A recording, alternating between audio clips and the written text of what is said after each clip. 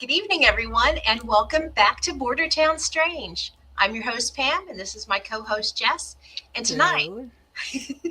tonight we are diving into one of the most biggest global freakouts of the 21st century. The most biggest.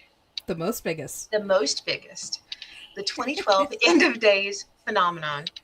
And for us here at Bordertown, 2012 is really personal too. That's the year that our paranormal team was born. So back in June of 2012, while the world was buzzing about the end of days, we were just getting started. So take us away, Jess. We got housekeeping.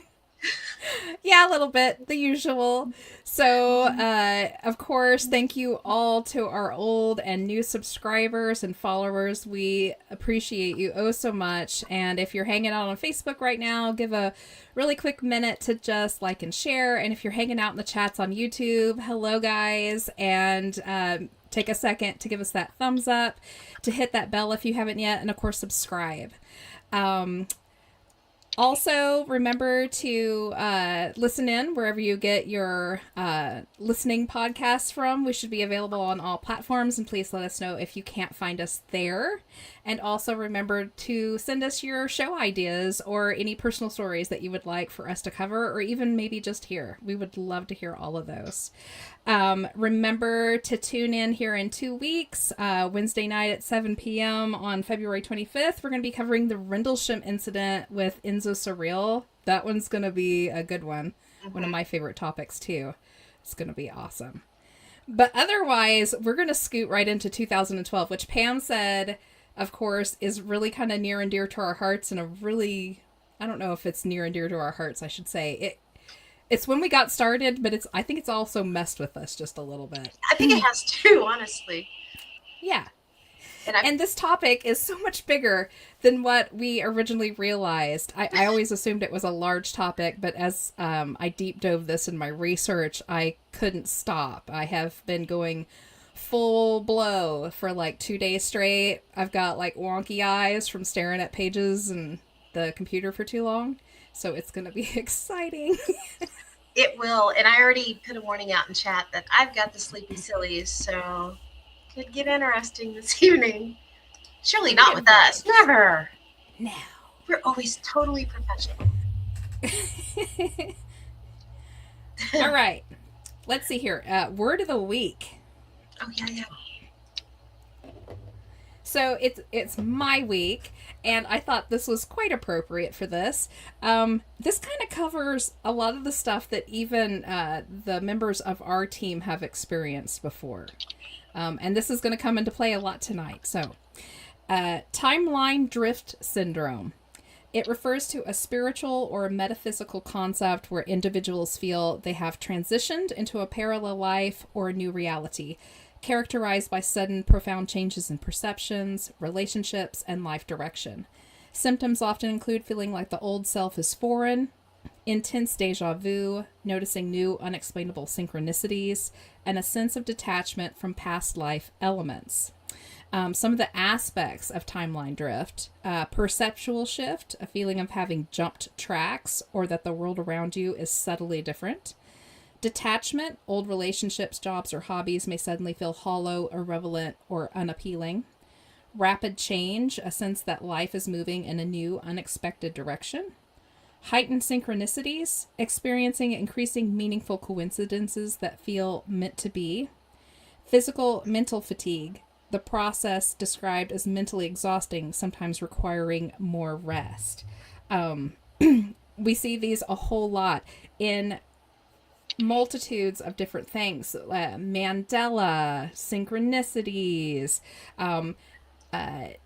time looping, missing time, all these little things that we've always talked about. This is all involved with this. Is, like we say, it's all connected, right? Yeah. You were just reading those off, and I'm thinking maybe I'm suffering from a timeline. Maybe. Maybe. We'll go with that. So before we get started, I kind of just want to just say, so a lot of people think that the 2012, like, end of days, conspiracies and stuff like that is all null and void. because now we're in 2026. Obviously, we didn't all disintegrate, the world didn't explode, so why are we going over this?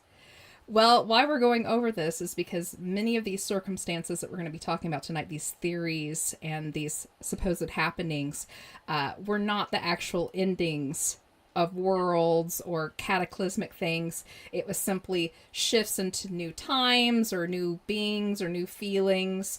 And there are some where we think perhaps the world did end, but we've simply slipped over into a new line where we didn't end at. You're going to hear all about that. So the 2012 topic is definitely not irrelevant.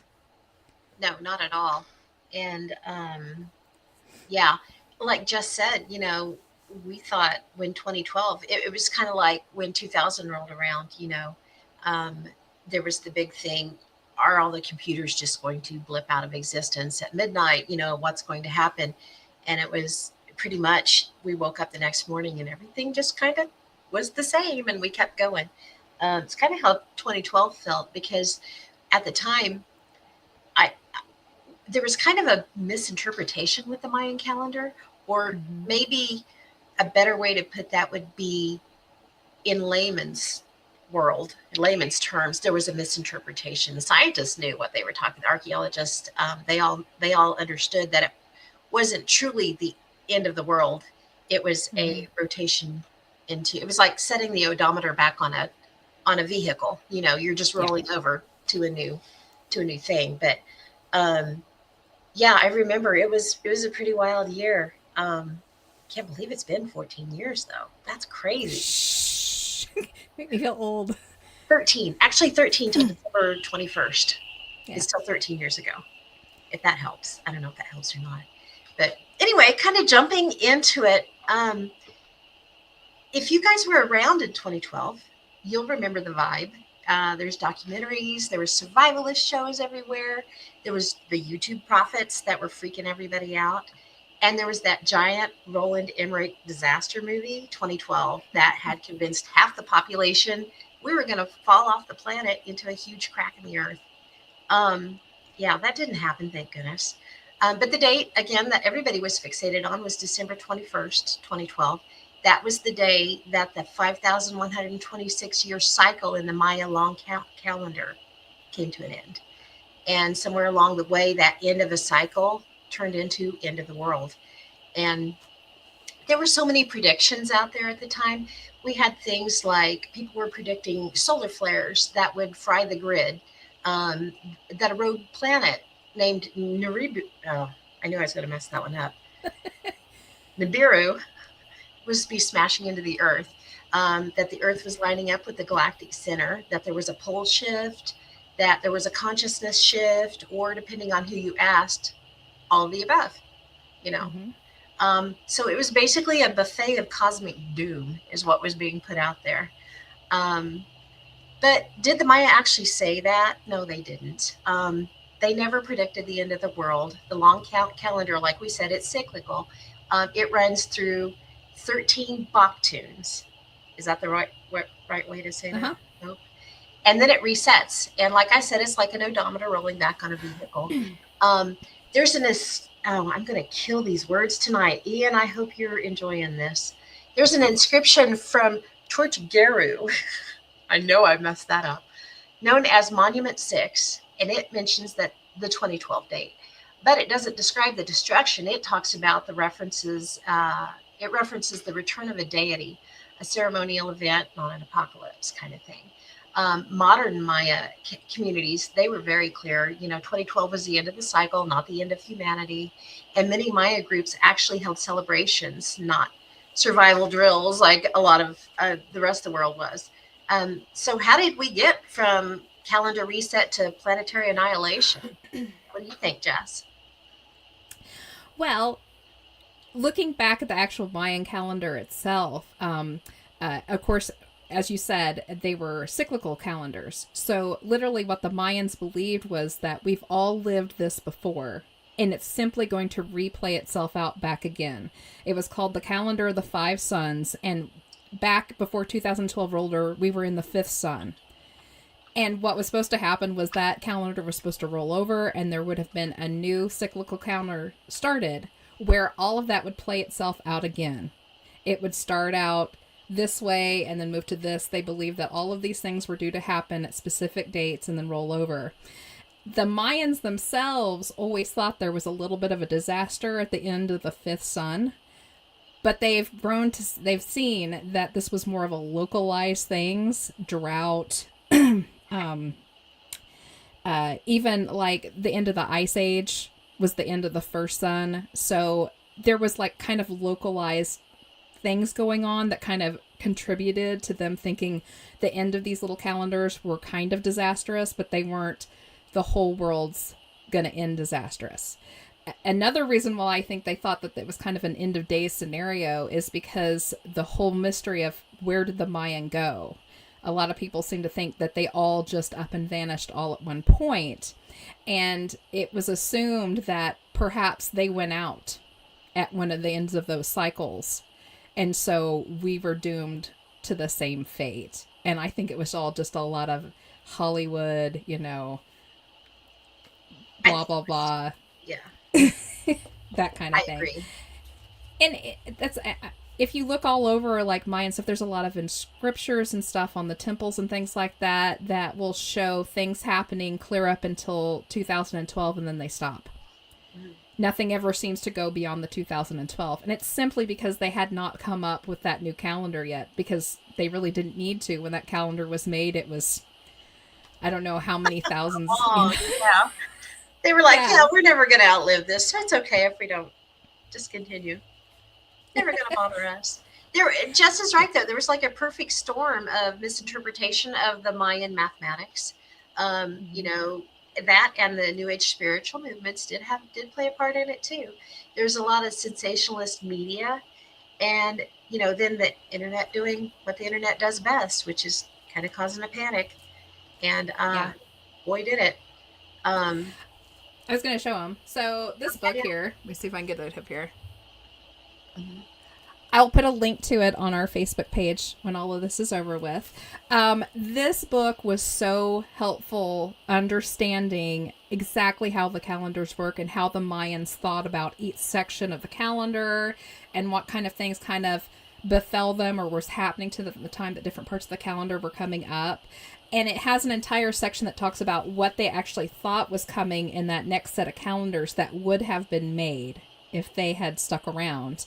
And it was basically just a period of enlightenment where they were sure that some of their gods would come back to visit them, that people would get kind of raised up, that they would live in prosperity, almost kind of like a heaven type situation, only they haven't passed. They actually kind of start to live in some, like an Eden, you could say. So if you're interested in the Mayan calendar stuff, and I think you should go and check it out, even if you don't think you're interested, it is very interesting. And the way they did inscriptions and how their calendars worked and all the math that came along with it. Holy cow, the math. It's just really interesting. It is. It's fascinating. And, we were talking backstage before the show started, was the fact that there's so much, it's overwhelming, because we were like really wanting to do the show. And at the same time, you're thinking, it was 2012. So is it that big a deal anymore? And then when you start searching, you get overwhelmed by the deluge of information that is still out there. So luckily we did survive 2012, which is great. Fantastic. But yeah, pretty crazy stuff. But it was like the idea of a cosmic reset. It was irresistible. It really tapped into something ancient, which is humankind's fear of endings, and our fascination with beginnings. And, that's kind of where all the weirdness started. And I kind of like that too, though. It's fun to freak out on things and then realize, okay, everything's fine at the end. Kind of like watching a movie, but luckily the movie turned out okay at the end and you can walk out of the theater just fine. But yeah, there's all kinds of weirdness that surround 2012. What all do you have on the Mayans, though, in regards to the long calendar? That's about it. I mean, if we could deep dive it, but that would be a whole show. It would. Yeah. Very interesting though. I went and kind of while you were talking, I went and checked it out. So just to give you a kind of an idea of why people may have assumed that the end of this calendar was going to be a disaster, they've recorded that the end of the first sun in that cycle, so there was 5 cycles, they were each 5,126 years each. So at the end of that first one, they had localized volcanic activity. It's recorded in the soils there. The end of the second one, they had flooding, and from the ice age melt. So that's not good. Yeah. And then the third one, they were having drought and regional disasters. You know, so you can kind of see how, obviously back then a lot of these, like the Mayans and the Incas and stuff like that, attributed some of these things to their gods, or, you know, maybe the gods are looking disfavorably upon us. Maybe it's telling us it's time to start something new because this isn't working well for us. Mm-hmm. So you can kind of see how people might assume that the whole world might be at stake here, but I really think it was just a localized. Could have been. But, you know, and think about it. If it was a cycle for them, it was a cycle for the entire Earth, too. So, you know, there is the, you know, ice caps melting and things like that we're kind of seeing now. So I could see that. And it does happen in cycles. So, yeah. And if they, like you said, if they didn't really understand that and they just attributed it all to their gods, yeah, I'm sure it was quite alarming. Yeah. So I have one more that has a little bit to do with the Mayans, and I thought this was very interesting. It's very much in our kind of in our field that we like. So there was a whole group of people that believed in the New Earth, and I'm going to talk about this. This isn't all about Mayans, but they touch on the Mayans, and there's an aspect to it I think Pam especially will really enjoy. I mean, I thought it was really fitting. So the New Earth people, they believed that Earth is a school where souls live multiple lifetimes and also live on other planets at the same time to learn and eventually move on to higher selves. So these people really believe in reincarnation, that you keep coming back to Earth to better yourself and better yourself. 2012 marked the moment the Earth's vibration and frequency moved into a higher dimension. And what happened was, they believe, is that we split into twos. So the group that was ready to better themselves, that were at that higher vibration, split into a parallel line, and they're still on their newer Earth. And the ones that weren't ready or had decided they wanted to stay behind and teach stayed behind on that original one. That's so cool. They also get into Mandela and things like this. Cool. They also said that they believed that starting in 2003, there would be an influx of energy that would create a divide between the people who are, of course, meant to stay behind and the people who were meant to move on. So that 2003 for them marked the time when those people started shifting away from each other a little bit. And they actually marked this. I went and looked, and it's correct. At 2003 is when the Schumann resonance started fluctuating weird. It does it on a 12-year cycle, or not a 12-year, a 12-month cycle too. It flashes on that same time, and it also did it in 2012. Oddly enough, we'll get to that later. But the en masse shifts. So they talk about en masse shifts. They believe that large groups of people have shifted together before, including Native American groups, but mostly the Mayans. The Mayans were advanced enough to shift into a parallel line and knew that in the future, almost the entire planet would follow and accomplish the same feat. So they marked it as the end of their sun calendar. Did I jump? No, I just thought that was a really interesting one. It kind of... it's an interesting topic. They really touch on a lot of the like parallel jumpers and things like that. I thought it was interesting. And good to know that this New Earth group came long, long before the 2012 craze. So this is one where it kind of predicted what was going to happen, which I thought was interesting. Heads up, my internet is doing some buffering. So if you see me be like, oh no, yeah, Okay. it's buffering. So heads up. Just gonna say. No If panics. you are interested in the New Earth people, Dolores Cannon, and I've mentioned her before. I have several of her books. She's an interesting lady, but her book, The Three Waves of the Volunteers, and the New Earth. It's a read, let me tell you, but it's super interesting. And while, of course, I don't really buy into all of the fantasy of it, because it's a stretch when you get into some of it. But their ideas on parallel lines and the Schumann frequency and things like that are kind of right on par in my opinion. So it's a really interesting read.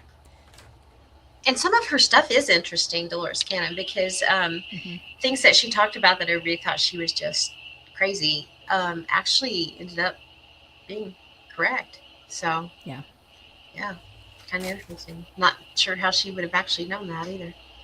Yeah. All right. What do we want to talk about next? Because we have tons. We do. We have so much. I don't know. Throw something out there. What sounds good? Well, let's talk about some of the alignments, because those were quite prevalent. Okay. That sounds fantastic. I can find my notes. Yeah, people. Look, Right? my notes. I'm telling you. Hey, you do not want to see what's around me. It's bad. So, when it comes to astronomical alignments, people said that the Earth would align with the galactic center, and that it would cause gravitational chaos. Astronomers said, nope, that alignment was not unusual and nothing catastrophic would occur from it. And they ended up being correct, but there's a lot of information that's out there on it. So do you want to throw some of it out there? Oh my gosh. Where to start? Where to start? Now the solar maximum is kind of, there's so much. Ooh. Here, I'm going to throw this up while you're looking. Ian said Schumann resonance is resonating right now. Some folks predicting massive earthquakes on the Pacific Rim. Interesting. Yeah. We're going to be talking about the Schumann a lot tonight. And Enzo said there's been a lot of studies correlating large sunspot activity with earthquakes, and we've had plenty of that lately. That is true. Well, let's do that. Let's talk about the solar maximum and the pole shift. Yeah, when we get a chance, we'll talk about that first. But when you get a chance, on my shelf. Yeah, Julie wants to know what's all on your shelves. Yeah. Jess is an artist, a working artist. She is in her studio right now. So everything you see around her is what she creates art from. Yeah. It is all my junk. All her junks. I'm an assemblage artist. I take apart things and make new things out of them, sculptures and things. So make some really cool stuff. So if you're interested, check out her website. It's Curious Relics. Very cool. Oh, thank you. You're welcome. So the solar maximum, or the geomagnetic reversal, or the pole shift, as they called it, many believed this was like a major geomagnetic reversal that was going to happen mid-2012, triggered by a historically massive solar flare that would release energy equal to 100 billion atomic bombs. Observers reported the weakening of the Earth's magnetic field, which usually precedes a reversal of the Earth's poles and the arrival of the next solar maximum, which is a regular period of the greatest solar activity during the sun's 11-year solar cycle, during which large numbers of sunspots appear and the solar irradiance put out grows. or output grows. I'm sorry, I said that backwards. Solar cycles take about 11 years from one to the next and last anywhere from 9 to 14 years. So there is no evidence linking a solar maximum to a pole shift. But, of course, as we all know, solar flares do affect satellite and cell phone communications. However, I did find when I was researching this that on July 23rd, 2012, a massive, potentially damaging solar storm did come within 9 days of striking the Earth. Something they didn't tell us they knew was coming until after it had passed. They didn't want us all freaking out, did they? Yeah. So, like I said, with every one of these, even if it's completely shim-shammy, there's always a nugget of truth laying underneath of it, which scares me just a little. Yeah, no kidding. That's the Mm-hmm. truth. That's the true. That is the true. The true. The true. I was going to look up because I know that it's been recent that the poles have been shifting, at least moving. I don't know if they haven't completely shifted, but I know they were on the move for sure. They are. It's a natural occurrence. It is. We've been falling off of our poles slowly, which actually, especially if you're in our area, the Kansas, Oklahoma kind of area, here in the last 10 years or so, we've been getting an influx of like animals and insects that we don't usually have in our area. And it's because we are becoming more temperate. We're rocking towards the equator just a little bit more than what we did when we were younger. For instance, when I was younger, when Pam and I were younger, there were no armadillos. I had never seen one. Until I was in my early 20s is when the armadillos started kind of coming into the area. Now we have this yellow-banded orbital spider, which were never in the area. They came up out of the Texas area. We're becoming more temperate because we're literally rolling down off the poles a little bit. Things are shifting just slightly. I actually pulled this up. It's from Echo News. They detected, this was from January 20th, 2026. They detected the magnetic North Pole has crossed an invisible border in the Arctic. And the question is no longer whether it is moving, but what will happen when the North ceases to seem like a stable concept. That's interesting. Yeah. So, yeah, things are changing. They truly are. So, what did Enzo just say? Earth's electromagnetic field is certainly weakening, a precursor to magnetic pole slipping. Yep. Mm-hmm. But like I said, people, this is a natural thing. Yeah. This is what happens. Yeah. So what else do we got when it comes to natural type? Chelsea said with that shift, I'm curious how far out we are from having to worry about leopards coming up from the south. Hopefully that's a ways out. Hopefully. Yeah. We've already got mountain lions coming into the area, so that's we do. Fun. That's true. We do. And some black bears coming over from Missouri. Yay. Yep. Bears. Yeah. And the and the boars. The boars are on the move. So it's gonna be interesting. So let's see here. Sagittarius A, the black hole that was going to destroy us all because of the alignment. So a galactic alignment due in 2012 that would create a gravitational effect between the sun and the supermassive black hole at the center of our galaxy, called Sagittarius A. It was debunked as the black hole rests nearly 30,000 light years away from Earth and would have to be several million times closer to have any effect whatsoever. And also, I went and looked it up. This alignment happens all the time, just with the natural way everything orbits in our galaxy. So it's cool looking. Have you seen a picture of it? I have not. Let me pull it up. It's really neat.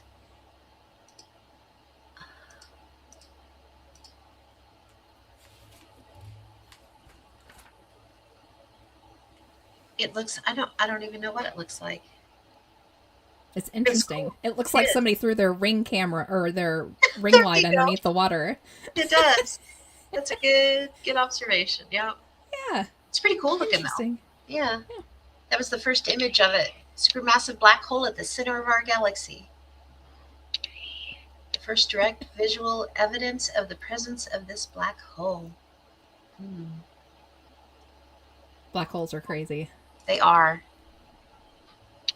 There's something that popped up about a tear through, what was that through?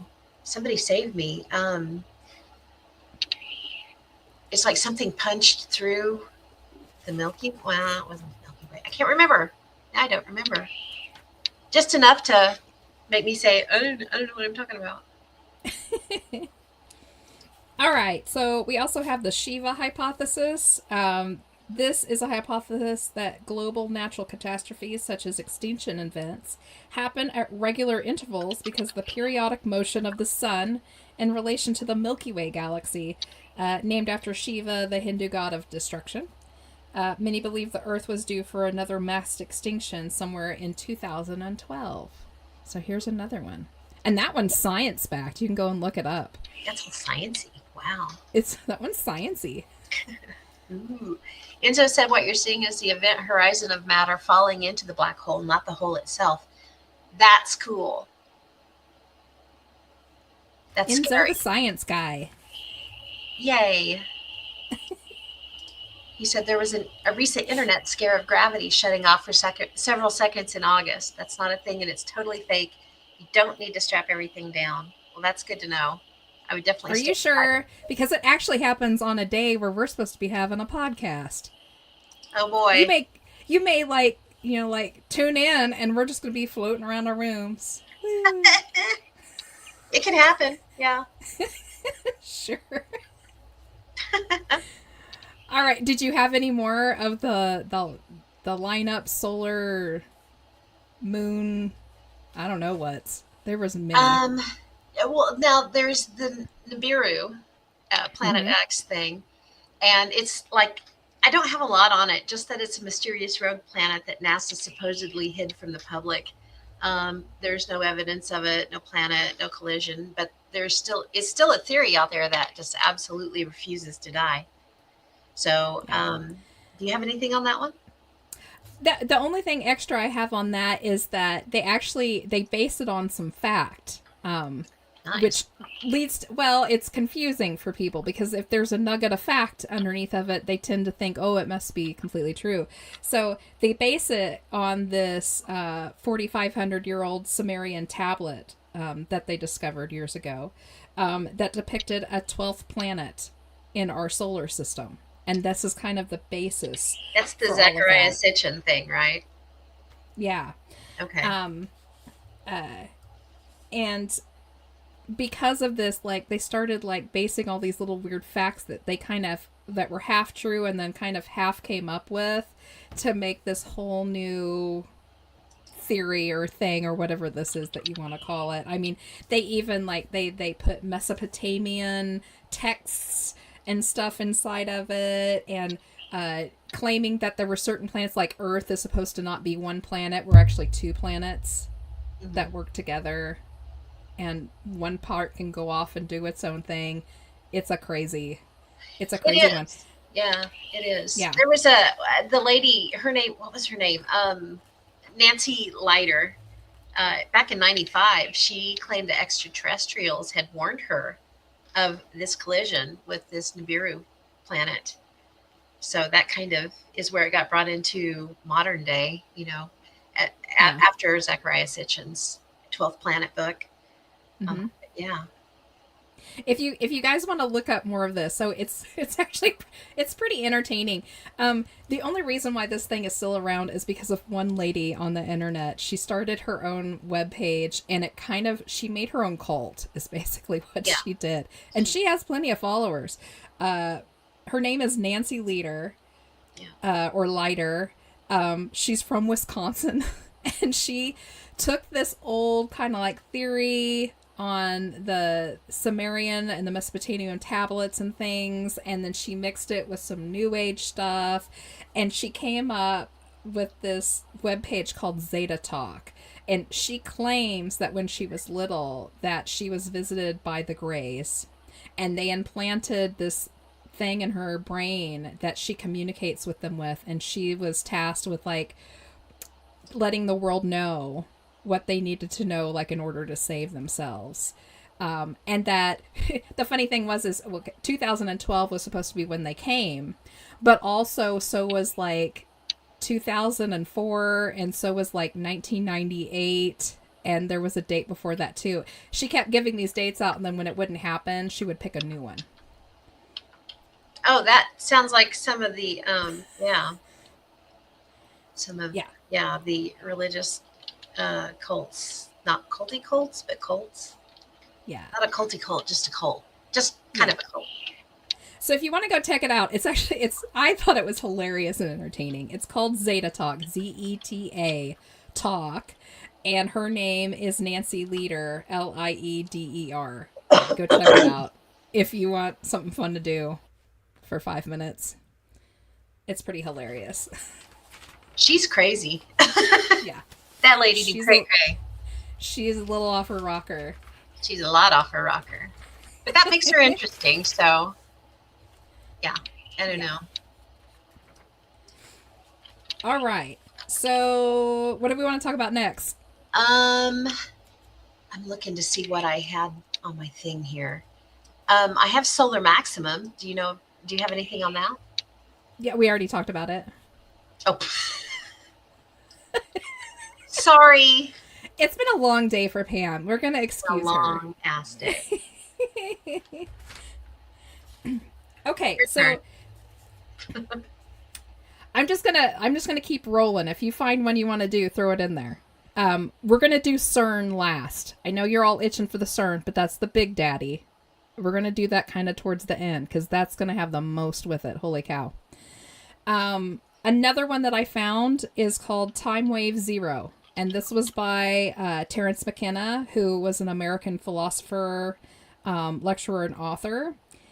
He did something really interesting. I thought this was super interesting. He actually used the 64 hexagrams from the King Wen sequence of the I Ching to graph naturally occurring fractal patterns. So before we go on, so you know what I just said, that was, some crazy talk or whatever. The King Wen sequence, I'm so sorry I can't talk, is a Chinese arrangement of the 64 divination figures in the I Ching, or the Book of Changes. Each figure is composed of 6 broken or unbroken lines that represent the yin and yang. So basically it's just a big graph page that has all these little lines that kind of line up. And what he did was he was really interested in the natural occurring fractal patterns that Mother Earth makes in flowers and plants, even like the ripples of water. And he took these patterns and started laying them out on top of these hexagram pages, out of the I Ching, and realized that if he laid it out in a timeline, these fractals were hitting on major things that were happening in the world across the planet. They were lining up perfectly. Wild. Yeah. The patterns were laying perfectly on top of each other. The only disconcerting thing that he found, and he kept telling everybody this, be forewarned, none of the fractals and none of the patterns go past 2012. The pattern drops to 0 and doesn't go beyond it. So yeah, there comes the 2012, for sure. Exactly. And just to note, I was talking about this to Pam backstage. We found multitudes of things that were based 2012 being the end of something or the beginning of something. And many, many, many of these came long before the scare of 2012. Mm-hmm. I have stuff that goes back to like the 1800s and before, where people were like, 2012 is when this is going to happen. People who had no real knowledge of the Mayan calendar or anything else that was getting ready to happen. That makes you wonder if, because it's things were cyclic like that, maybe it is, that's why those were done that way. And if you look at like the McKenna's graphs, like you were just talking about, they went back, McKenna claimed that ancient Egypt and even Nazi Germany were built on, they they, what's the word, resonated fractally with the rise of those things. And that's wild. I don't know if that's true or not, but that's one of the theories that were out there by McKenna himself. Um, and, there was like the biological evolution that supposedly the wave maps over the career of the higher life forms too, like the rise of ancient civilizations and things like that. But yeah, you were right on the 2012 singularity thing with McKenna. He originally chose the atomic bomb, the bombing of Hiroshima, as a base for his calculations. But he eventually aligned his 0 point, the moment of infinite novelty, with the December 21st, 2012. Like Jess was saying, he knocked it right into the Mayan calendar, which was highly convenient for his theory. So, yeah, I don't know. I mean, it would be really easy to fudge a few of those dates since there's nobody around to prove when those dates truly hit, So, pretty wild. Yeah. Oh, Enzo asked something. Is this the theory that the Earth fell into a black hole in 2012 and we're now experiencing the time dilation effect from the extreme gravity and don't know we're dead yet? We're going to be getting to some of those, especially when it comes to CERN and things like that. And the aspects that come with not knowing that we've separated from a past line. We're going to hit some Mandela glitches. Yeah, there's some time speeding up. Oh my gosh. Yeah. Let's see here. Let's talk about the Michael prophecy. I saw that Ian was talking about Bible code and stuff. We're not going to go completely biblical because that's a whole nother show. No, but there are a lot that were biblical. The Michael prophecy by Rudolf Steiner is a big one. So Rudolf Steiner was an Austrian, like, New Age philosopher guy. He was an occultist. He was an author. He was also an architect. Also a self-proclaimed clairvoyant. But he spent his life starting like a Christian-based science-y type of group who believed that the second coming of Christ would be heralded by the angel Michael, but not in human or angel form, but in this like non-physical, etheric energy type of form. And this time of great enlightenment would begin in the year 2012 and would end in 2033. And just to let you know that this dude was born in 1861. That's wild. Yeah. Of course, I guess he was like, well, by the time it comes around, I won't be around anymore. So if it doesn't work, cool. It'll be all right. It's wild, though. I mean, they called it the crucial period. His prophecy, it really outlined a pivotal window between 2012 and 2033. So I don't know. It's a crazy one. It is. Okay, I'm looking to see what else we got. Okay. So we've got the Great Year, which I thought was an interesting one. The Great Year is an evolution of human DNA and consciousness due to occur in 2012, as marked by the end of the Mayan calendar, the arrival of the age of Aquarius, and the golden age of Hindu script. All three of those are 2012 things. 50,000 years ago, humans gained a massive burst of intelligence 50,000 years ago, and the Neanderthals phased out of the evolutionary cycle some 25,000 years ago, right on schedule with each great year. Human DNA has been evolving 100 times faster in the last 5,000 years than in all human history. And they believe this happens through what they've claimed as the Great Year. Actually, the book that you have, Pam, has a lot of information on the Great Year. The Source Field Investigations by David Wilcock. Yeah. Yeah. If you want some fantastic 2012 stuff, pick up this book. Yes. He has some. Yeah, he has some. He's an interesting dude. He has some kind of far-reaching ideas sometimes, I think. But he is an excellent dude. He's also really good friends with, crap, I forgot his name. Who wrote his foreword? I know his name. Hang on. I don't know. Let me look. James Hart. James V. Hart.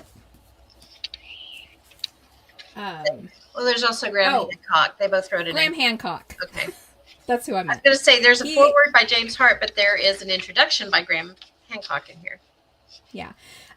Graham Hancock and him are kind of buds. Graham Hancock has proclaimed this dude's genius before, so if you're interested, look up any one of his books. I have 5 or 6 of his books.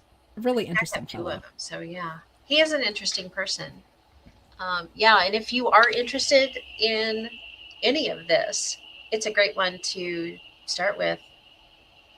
It's kind of all-encompassing almost. And that book is a thickie. It is. Be prepared to deep dive. Yes. Yeah. It's got. And keep a lot of notes. 35 pages in it. Yeah, it's thick and small print. Yes. But it's a good one if you love books. Another one I found was called The Great Shift. And this was due at the end of 2012. When humanity and Mother Earth shift into a consciousness of unity, the Earth will split dimensionally. The first will be a unity conscious realm, and the other will be the same 3D Earth that will allow others of lower vibrations to stay behind. So we're kind of hitting on that Dolores Cannon one a little bit on that one. Yep. Yet another one where we didn't die, we simply split off into a different line, which we're going to talk about a little. That's the one. Isn't that the one that the Age of Aquarius is kind of linked to? Yeah. The Great Shift. I do remember that. All of the, which is really cool. I have so many notes. Go for it, man, because it's fascinating. Everything's kind of cool. There was while you're looking them up, there was core beliefs in the Great Shift. We had the dimensional transition.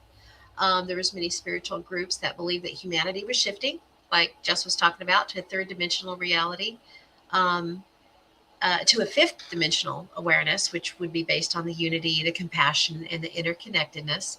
And then there was galactic synchronization, which figures like Jose Argalis, I don't know. Sorry, dude.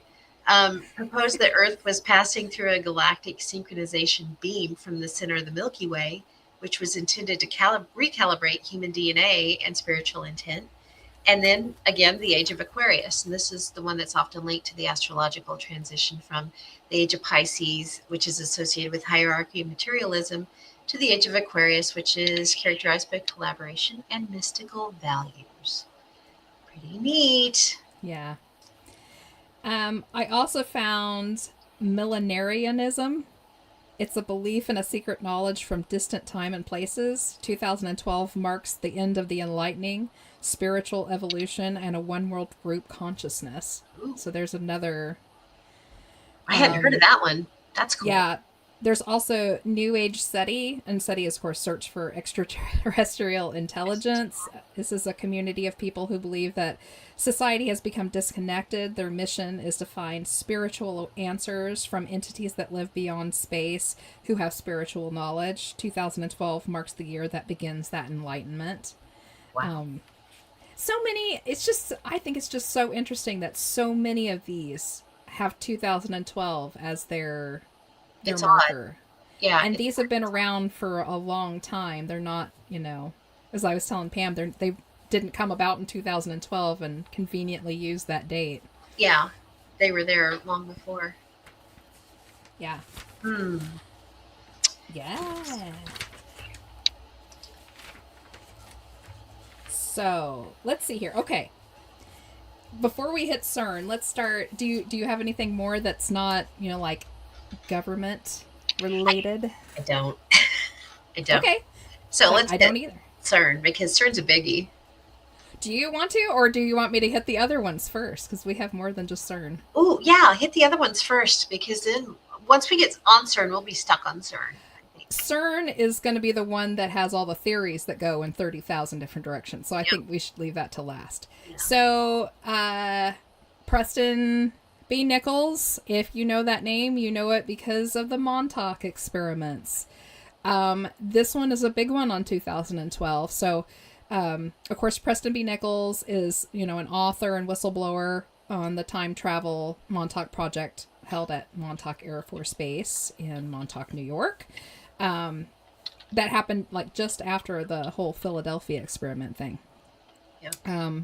They released supposed CIA papers on Montauk that stated that despite all the various time traveling experiments they tried, no one was ever able to travel past the year 2012, no matter what they tried. That's not The concerning at all. Yeah, the interesting thing, and I've made note to this myself because I've read this entire series. I have my own notes on Montauk. That'll be a fun show in the future. In fact, I grabbed all my Montauk books. Nice. So, right? Interesting to note, and I want everybody to just kind of think about this a little bit, whether you think Preston B. Nichols is being truthful or he's full of crap. He didn't make mention of the fact that they could never get past 2012, and that's where everything seemed to end, until 2014.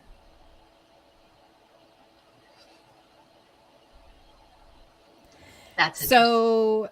I think that is giving a very quiet nod to the fact that he knows that something happens in 2012 where that particular line that Montauk was setting in, I think they couldn't shift out of that. That things needed to split, and they couldn't figure out how to get past the split, is basically what he was saying, without saying it, I guess you could say. Yeah. That's interesting. Yeah. So let's see here. What do we want to do next? Do we want to do Project Bluebeam? Oh, yeah, sure. Oh, I'm behind on comments. Let me go look. All right. So Project Bluebeam. It claimed that like NASA and secret agents from the Pentagon and some others from the government kind of created this project to create fear and panic within the public to turn them against religion, basically, to give, it was like the beginning of like the, like the one world power type of situation. With all sorts of insanity. They were talking about giant laser beam projections, hyper-real giant alien spacecraft that they were going to show to people. And it had all of these steps. We're not going to go into them tonight. It had all these purposeful steps that they were going to take to like delude the people of the world into believing that the aliens were coming. In fact, right now, a lot of people are saying that Project Bluebeam is going on right now, that all of these whistleblowers for the government and the fact that they were like, yeah, the Tic Tac was real and all this other stuff is part of Project Bluebeam, that they're all getting ready to dupe us, that aliens aren't really real, blah, blah, blah, blah, blah. But the reason why I bring up the 2012 is because in Project Bluebeam, there was paperwork done that 2012 was going to be the moment that all of this was going to go down. They were going to do it at the 2012 Olympics. And it was supposed to bring about this whole new world order to go along with the weird religious stuff that was supposed to be the underlying factor of all of this. So, another interesting 2012 theory. But like I said, with the other ones, like once it doesn't exactly happen on that day, they start pushing it back a little bit and a little bit and a little bit. I was looking something up. Tony was asking, could the Roman 12-month calendar affect the 13-month that it's said to be better timeline? If that's followed, it's not 2012 yet. I was looking to see what the Roman calendar year calculation would be right now. Well, it's nearly the same. It's a different pattern of time spaces. It's not done up in. Gotcha. Yeah. So no, I don't think it would bug it at all. Enzo said, wasn't there something about modern calendars not being in sync with the Mayan calendar, and the real end of the world was 2014 or something like that? Ooh, I don't know. You know, I now that you've said that, I kind of recall something at the time. It was one of those, okay, 2012 came and went, December 21st, nothing happened. Okay, now it's 2014, but then it came and went, nothing happened then either. So I do kind of, sort of recall that.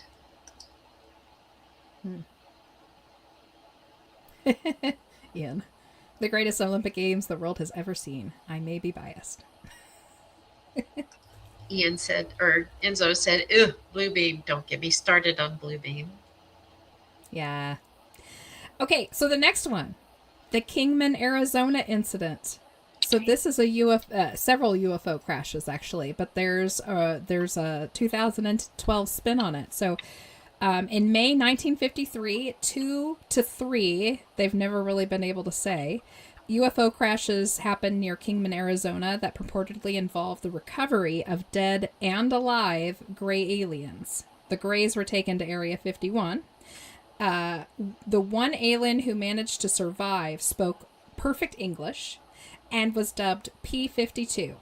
He claimed that the grays were humans from a future time.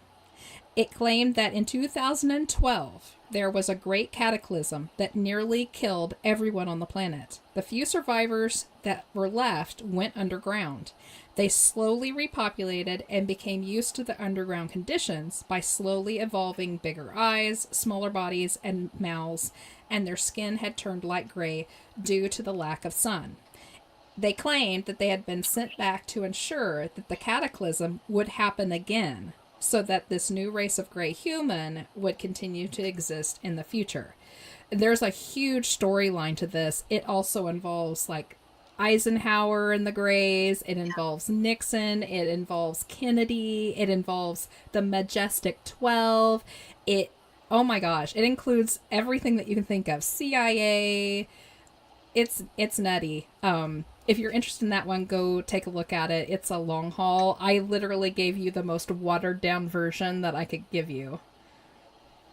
It is interesting, though, how they came up with that, the reason that they're gray and the reason that their eyes got bigger and things.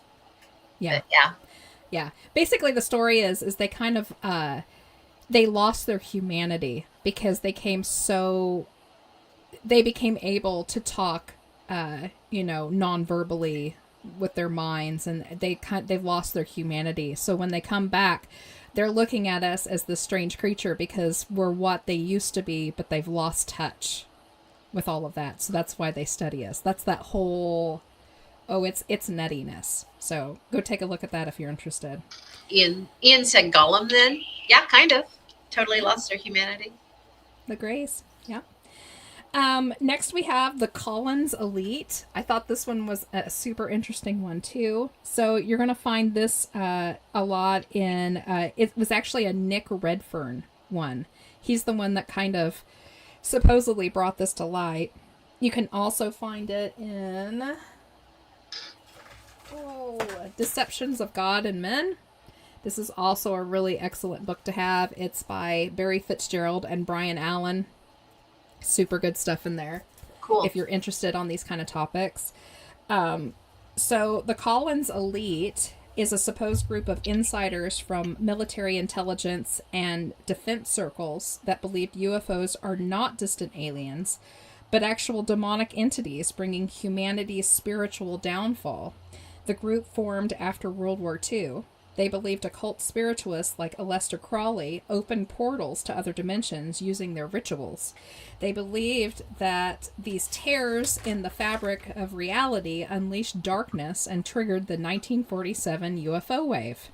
2012 was determined to be the year that these demonic entities would take over our planet with new AI technology. Does that sound familiar? That's not scary at all. Uh-huh. They tasked themselves with blocking UFO disclosure. So if you go dig into this a little bit in those books or whatever, you're going to find out that nearly all of the gentlemen who were in the Majestic 12, who were tasked with dissuading the public over UFO stuff, were actually part of this group here, the Collins Elite. Nice. Yeah. That's fascinating. Kind of fun. It is. That's a good one. Mm-hmm. I like that. All right. So there's more than that, but we're not going to go into all the little teeny tiny ones that pop up with 2012. We don't have time.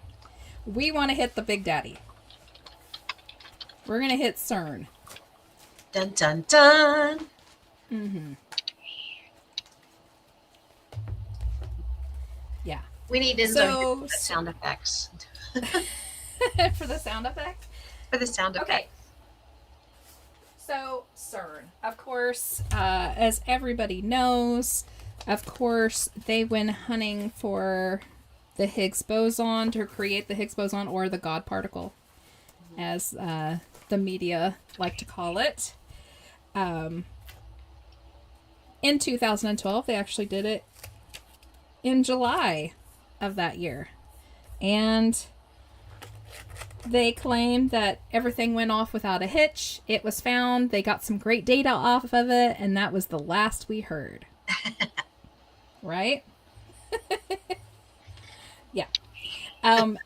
There was actually scientists, and there still are scientists today, who think that we shouldn't even have the Hadron Collider because it's such a farce against Mother Nature. In fact, we brought up the time-traveling bird with a baguette here a couple of shows ago because that story came up on the Notebooks game. Yep. 2 scientists wrote papers about the fact that the whole collider got shut down because a piece of bread fell into the electronics above. They wrote scientific papers on how Mother Nature had sent that bird to drop it in there because it was such a farce against Mother Nature and that they should not be doing the work that they're doing. Scientists were outraged when they said they were going to try to create the Higgs boson. It's a very unstable it's very unstable when you shoot these 2 particles at each other. And even Stephen Hawking was like, you're going to flip our world inside out. Yeah, yep, exactly. You're going to create a black hole that's going to suck doesn't matter how small it is, it's going to suck everything in inside out. Mm-hmm. I can't remember the percentage. There's a very high percentage. Every so many times you do this, there's a chance of that happening. And it was like 1 out of every 100 times or something like that.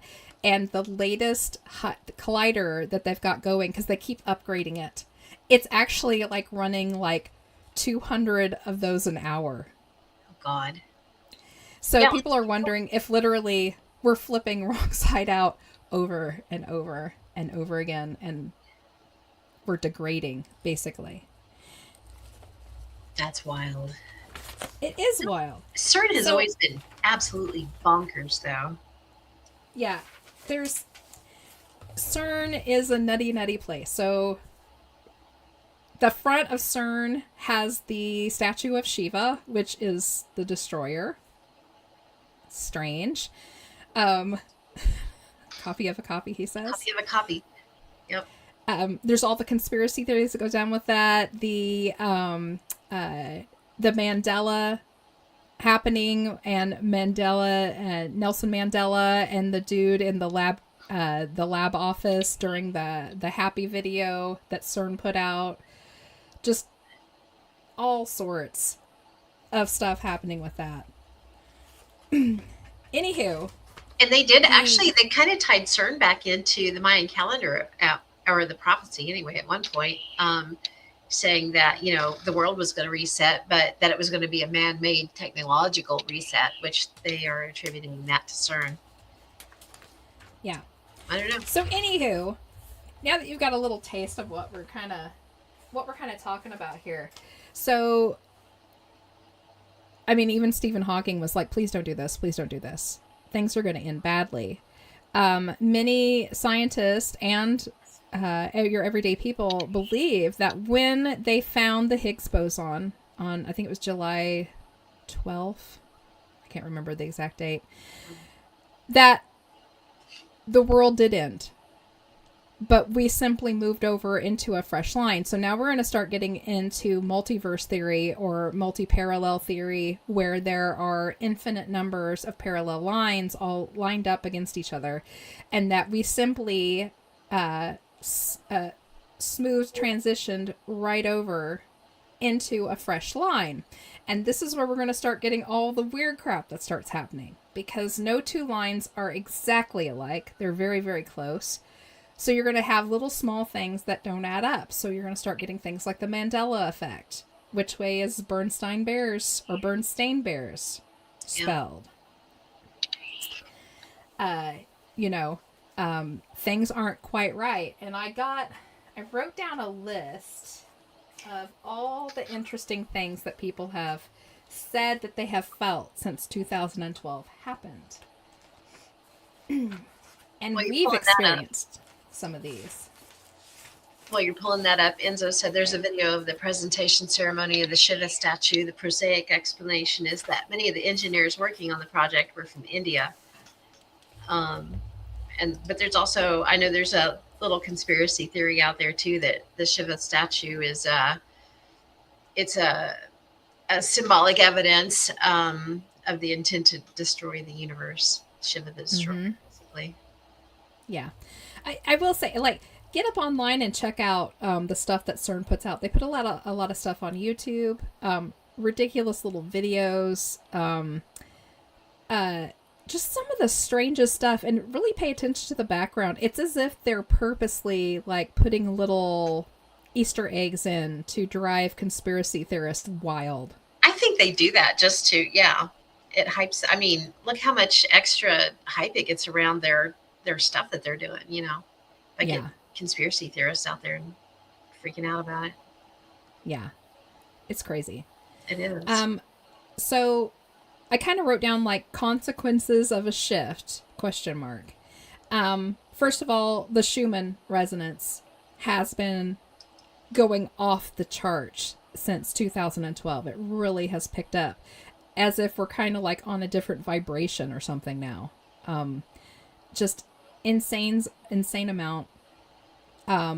New hums have picked up across the world, especially in places with that are highly magnetic. Our area is highly magnetic. I'm surprised that we don't have a hum too. We have everything else. Right. That's true. We may have a hum. My hearing's just bad because I'm older. So we've got glitches in the matrix. Like, things aren't lining up really well. We've got Mandela effect. We've got people have reported feeling like time is speeding up.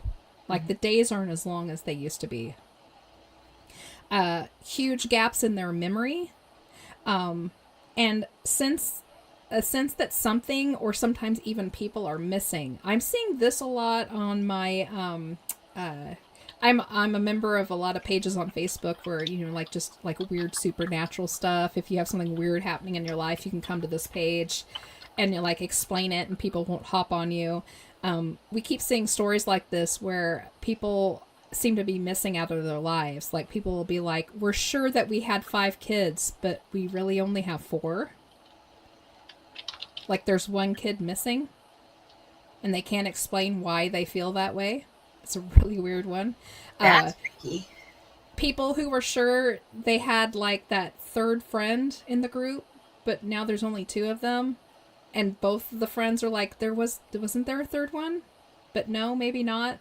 And they go back and look at all their photos and like they're set up to take a picture of 3, but there's only the 2.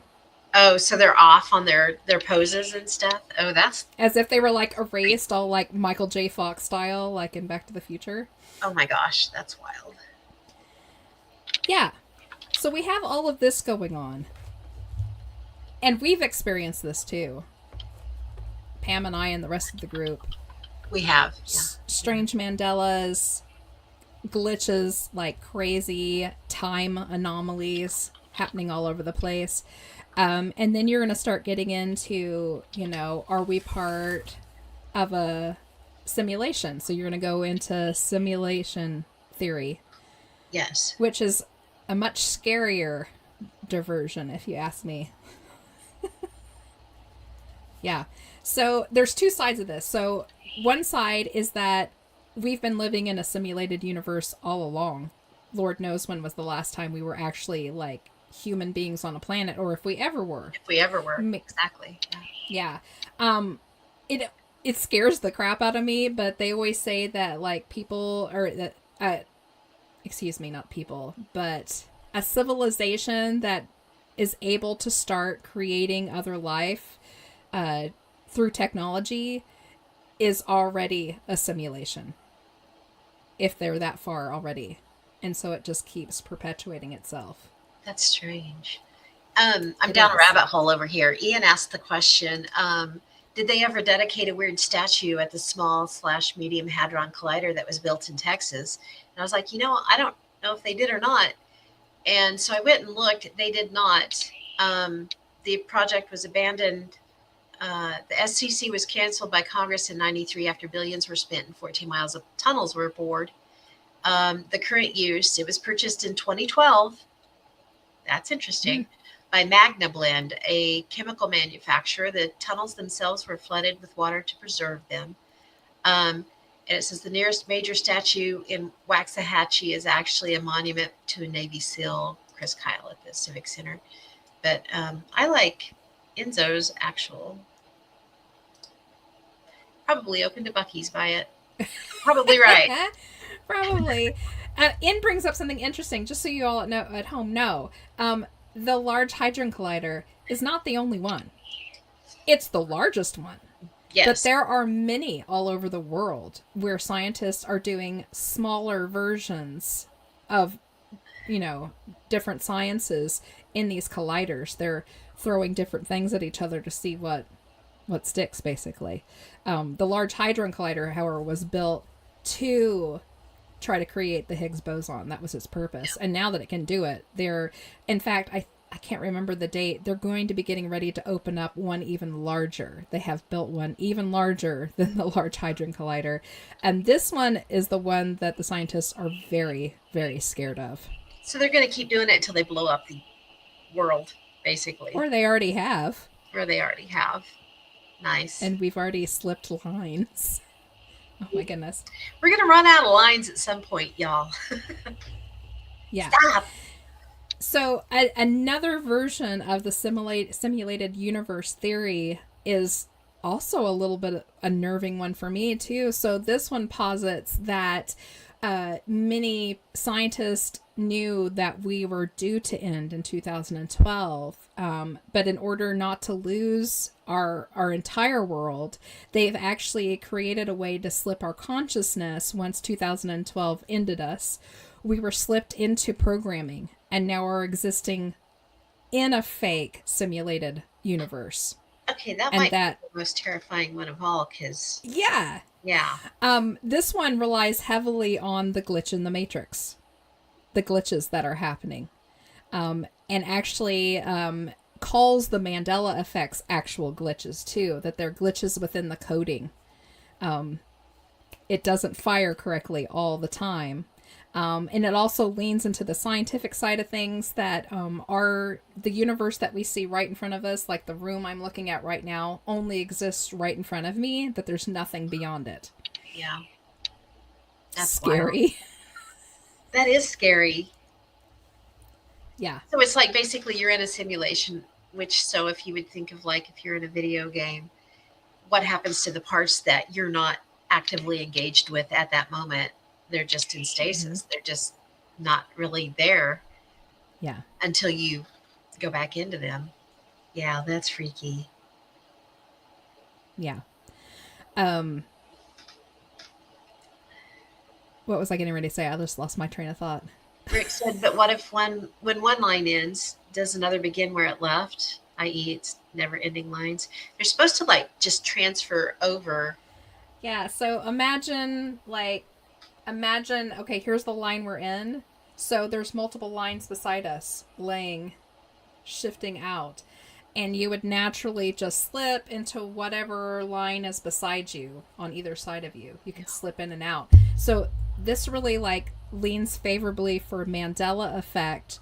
The reason why, say you are sure that Bernstein Bears was spelled with an E, not an A.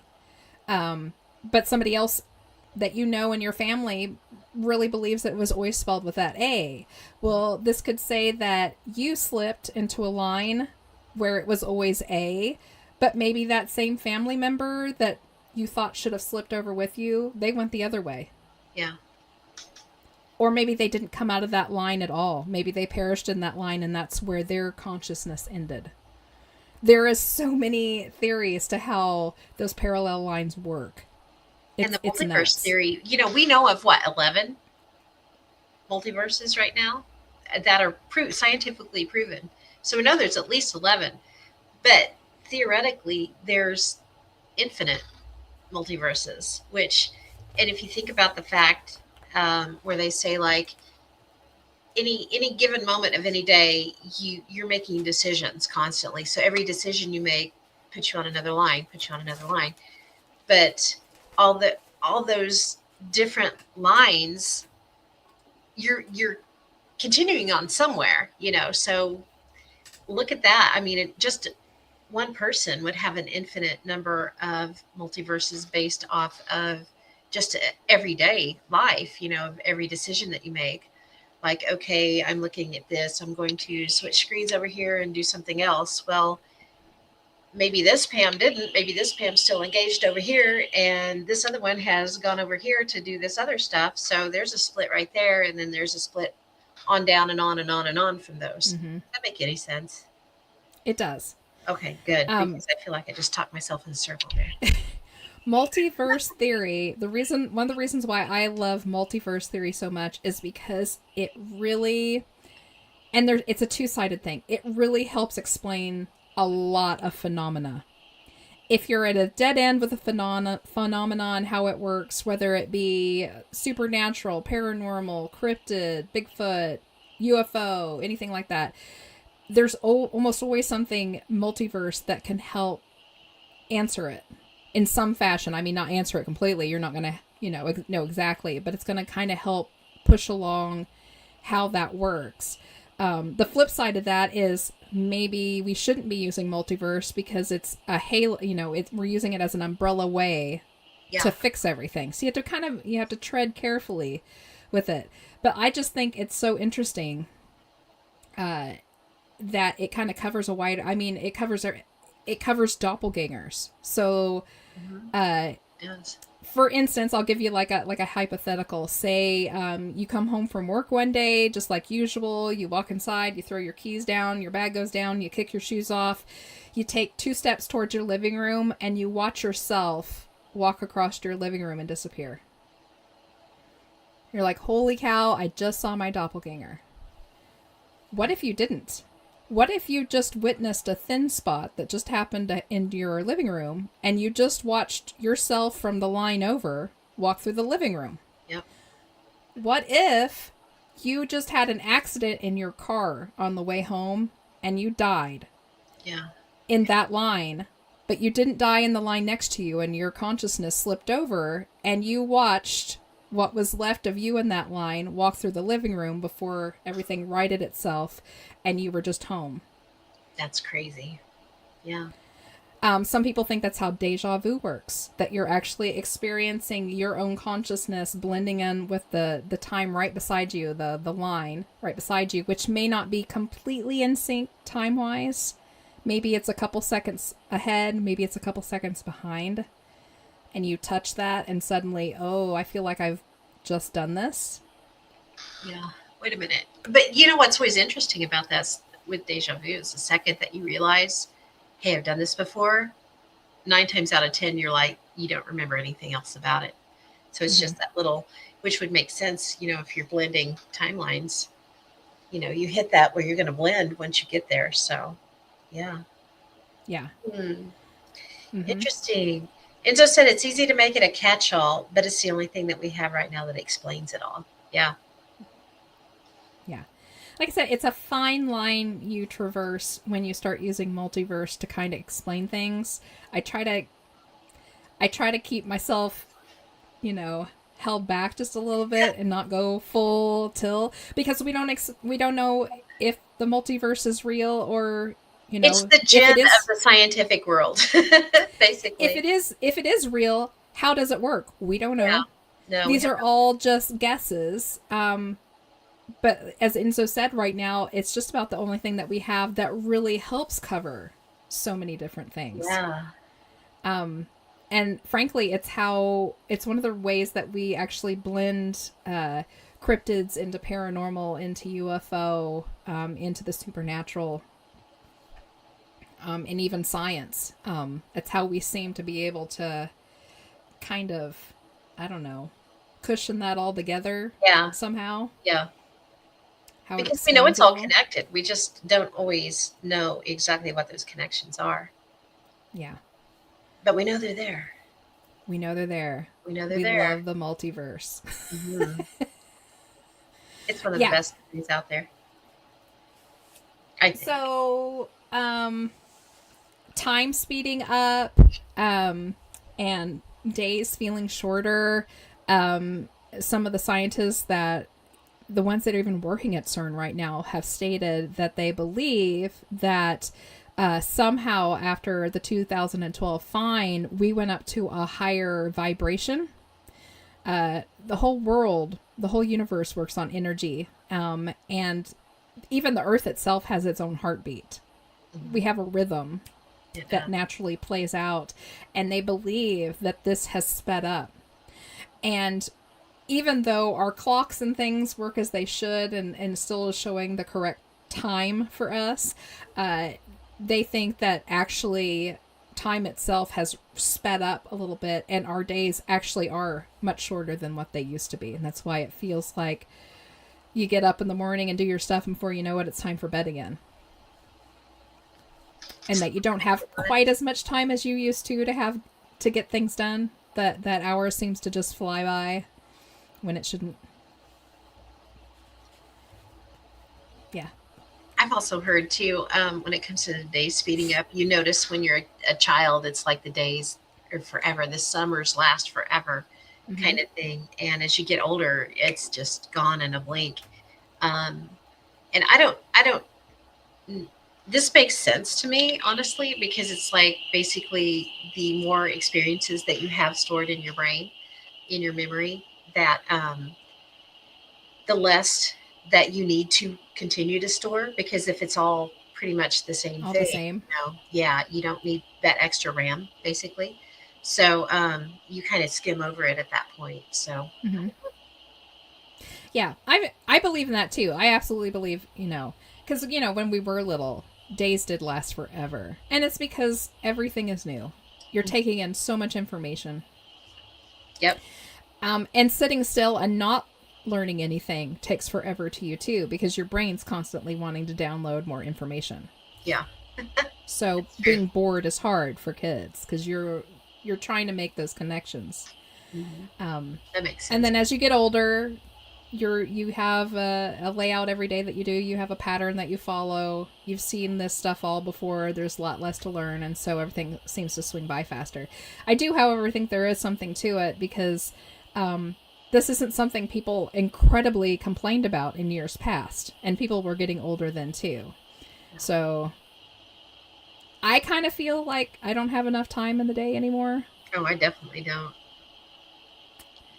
And the missing time that I get to encounter occasionally makes it that even worse. Had that happen to me the other day. That was fun.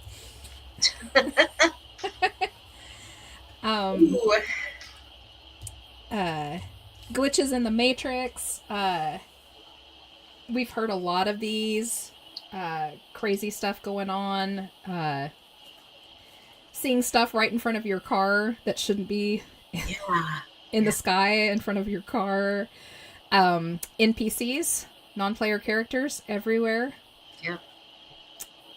It's another one that I think has everything to do with multiverse.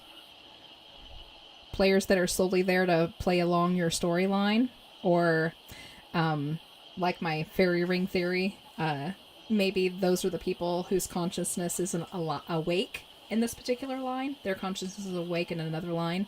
So they're just their own NPC waiting for a consciousness to move over. Could be. Absolutely could be. I'm kind of jealous.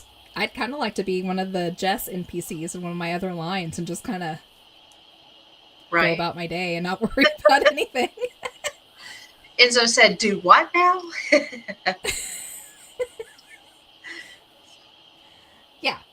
So, do you have anything to add to those? Like the weird stuff people are experiencing since 2012? I don't. There's some wild ones out there, but yeah, you're hitting them. Okay. I'm doing a whole bunch of this tonight, I know. Yeah. I apologize. So, Pam's been super busy with some other stuff too. So, the next thing I wanted to talk about that kind of points to something having happened in 2012, no matter what that was, some crazy changes have happened, especially in 2012, that kind of lean, something happened. One of the things I wanted to talk about was technology. We had a huge sudden burst out of nowhere of technology mid 2012, right around the time that the God particle was found. We suddenly had really fancy iPhones. We went from plain old flip phones and, ringer gadgets all the way to fancy screens, and phones were suddenly getting very, very small, and all of these capabilities coming about across the board, not just in cell phones, but in other technologies. We had this sudden burst. We out had of nowhere. iPhones a little bit earlier than that, but they We weren't did. anything like they Yeah. were by 2012. 2012 was huge. Yeah. And the infrastructure that went in to supply all of this went in hard and heavy very quickly, too, just kind of right out of the blue. So that's an interesting topic. Also, huge changes with really large businesses and companies across the board. If you go and I'm not going to sit here and list them all, but go in and take a look at some of these CEOs and boards of major corporations and stuff like that. Incredible changes happened to huge businesses across the board in 2012. One of the main ones that I kind of like to always talk about was that so many of these companies suddenly changed their logos. Mm-hmm. And while a logo changing doesn't say that, they found the Higgs boson, I think it leans more towards, if you're going to look at it from the direction of we skipped lines and like Mandela and stuff is happening, that these companies were looking at their logos and thinking, these don't look right anymore.